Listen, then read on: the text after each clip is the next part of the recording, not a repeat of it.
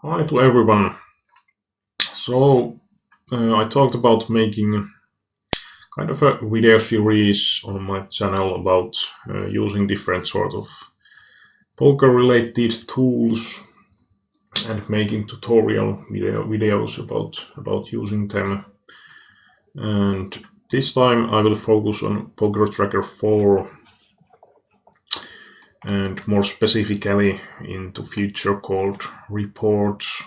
So when we want to create report, first we click the view stats here, then surprisingly click this new report button, and in general we want to use some sensible naming, so when we use the same report in future we know what it is. So new report 1, 2, 3, 4, 5 is probably not the most convenient one. So today I'm going to focus on positional report and about preflop. So we can use positional preflop as naming, which describes it pretty nicely. And in here we can define what sort of report it should be in category wise. So we have player reports that will focus on single player, all players reports that will be focusing on group of players. And if you use all players report, like for example analyzing player pool tendencies in your game, then always remember to remove your own nicknames, own hands from the sample, because that's the player that you have most hands about in your tracker most likely.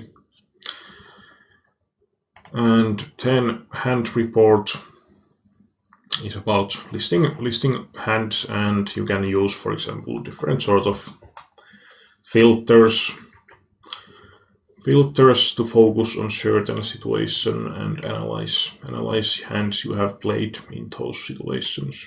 So we are going to use the player report for this positional one, and in here we have possibility to group by different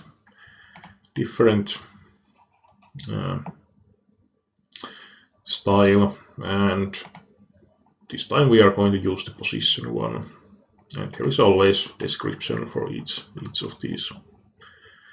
So let's click finish, and we get really basic sort of data here: position, chips 1, hands. And first thing I would do here is to remove the chips 1, because that's like absolutely useless basically always. So by double clicking here we can remove any stats we have. And if we want to focus on result, which is fine in this sort of report especially, we can use business 100, so how many big blinds we have won. So then it doesn't really matter what is the big blind size or what sort of different formats we are playing, because like if we are using chips 1 statistic and we play MTT games, there can be situations where we have gone far in some massive field and we have like 1 million big blind, so that's going to skew the data or any relevant data that such statistics could offer. So this is way more sensible stat as result oriented statistic. Then let's add some basic statistics about preflop related play. So VPIP, PFR, 3-bet, preflop. Also we can use for example 3-bet preflop success if we want to have data on how often the 3-bet has got fold. I suppose that's would be the definition of the statistic. But I will remove that one this time. Then let's add something preflop related. So raise first. Yeah, I think it's raise first. Raise first in. So how much we open raise when it's unopened, comes unopened to us on different positions. Then let's add limp, preflop open limp and limp with previous limp pairs. We actually got that 2 times. Then we could be interested about, for example, actually on the 3-bet part we can also add 3-bet late position steal, and now we notice one problem. We have 3-bet statistics here, and then we have 3-bet late position steal here. Well, fortunately we don't have to remove these, so we can use the up and down arrows here on our current statistics to change the position of the stat. So for example, if we are interested about that one, then we could use, for example, fold to steal, which is pretty relevant for our small blind and big blind play, and then perhaps call preflop.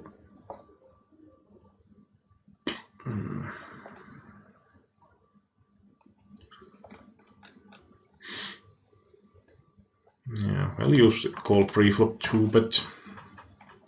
If we use this call preflop, any preflop raise, it probably also accounts any cold call against 3-bet, 4-bet, stuff like that. So I would suppose that's one important thing about these statistics. You can find the data on the PT4 documentary, most likely, about different stats and what they exactly mean, but it's important to use correct statistics.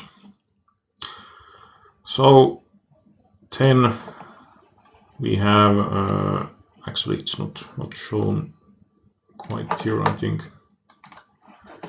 So in the bottom we have overall like sum up of these average statistics. So we see like VIB, BFR, as we would see in, for example, when we play and we have HUD in the use and we check different players' statistic.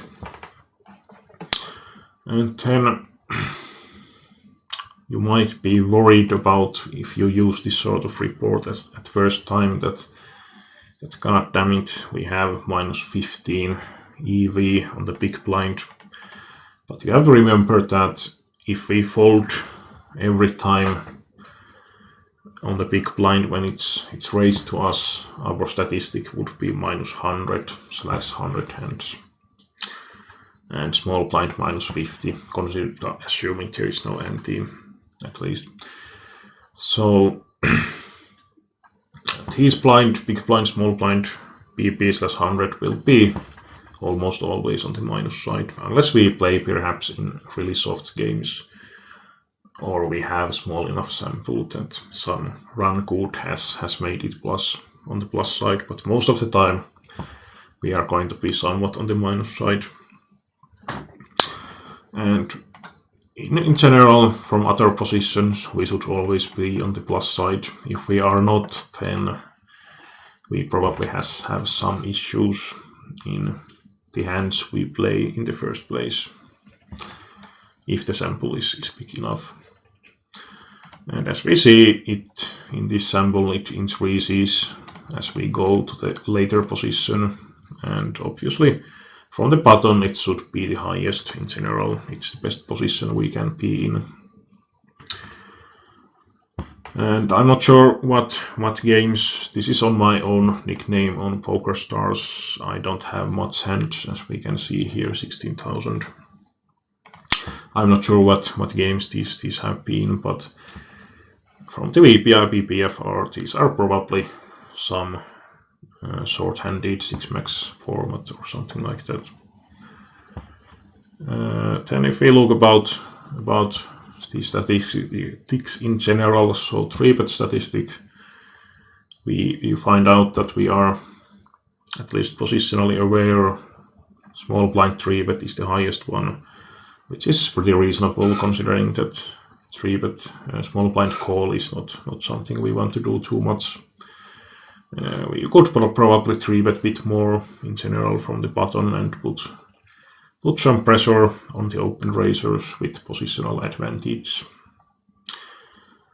And then we have been 3-betting late position steals bit more actively compared to all, which is quite logical. And then we have, this is one of the most important like overall statistics from that give like quick picture of the game. So how much do we open from each position? And in general it should be obviously going higher the later a position is, and we can see here that I have been open raising half of my hands from the button and 10 tighter earlier position, and having open limping and raise first statistic from the raise first style from the small blind, and added together I have been playing roughly 60, 74, 75% of my hands from the small blind. And then we have the open limping, of course, in general is something that you shouldn't be doing much, and you can see here that mainly I have been open limping from the small blind and not much at all from other positions. And limp behind is of course something that you can be doing much more. And then I would say second really important statistic in general in this sort of report is fold to steal, so how much we defend from each position. And we can see here that, for example, big blind I have been defending 55% of time, so I have been like roughly half of the time not folding my big blind to raise or steal. This is of course different compared, like fold to steal is going to be about late position, I think. I'm not totally sure, but it might be that it doesn't account like open races from UTC. But I'm not totally sure, it might be anyway. Call preflop 2-bet, so how much do we call against different open races from different positions? And I have been calling somewhat, obviously highest number is on the big blind. Big blind and not that much from the small blind. But yeah, this would be like kind of simple report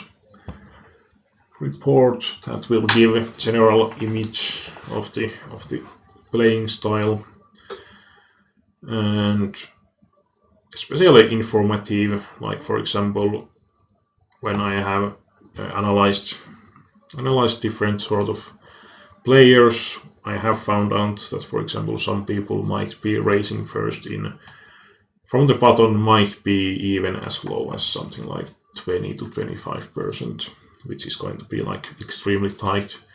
A player like that will be leaving a lot of chips on the board, that a lot of the pots that he could be stealing and using his position. So it will be, and for example, some players might be folding big blinds to steal like 80% of time, for example, and so on. So it can show up kind of a clear mistakes, but of course this doesn't, like for example raise first statistic we see how often we have been raising, but it doesn't tell that have we opened to 7 off from the UTG or has it been something else. So itself, it doesn't tell how player construct their range for open raising or 3-betting or defending their big blind, for example. So it will tell something, but it's not like precise indication or precise data in itself.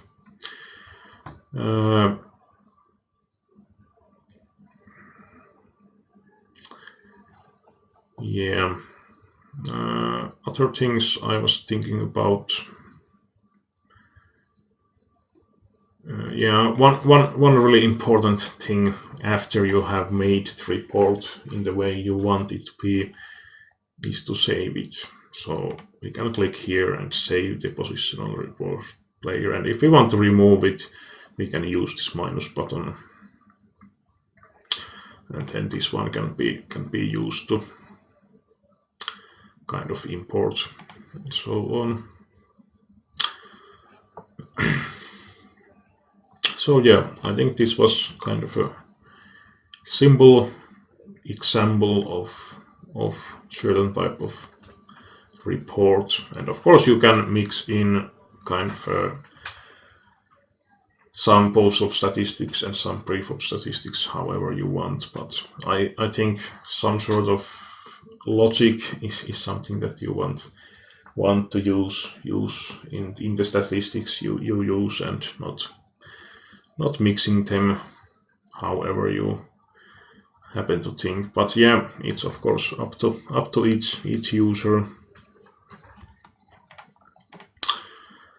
So yeah, if you liked this video, you can click the like button and subscribe if you want to see stuff from in my channel in the future as well, and get information about new content. And if you have any sort of idea about different sort of, for example, PT4 features you want to have similar sort of tutorial or some other tool,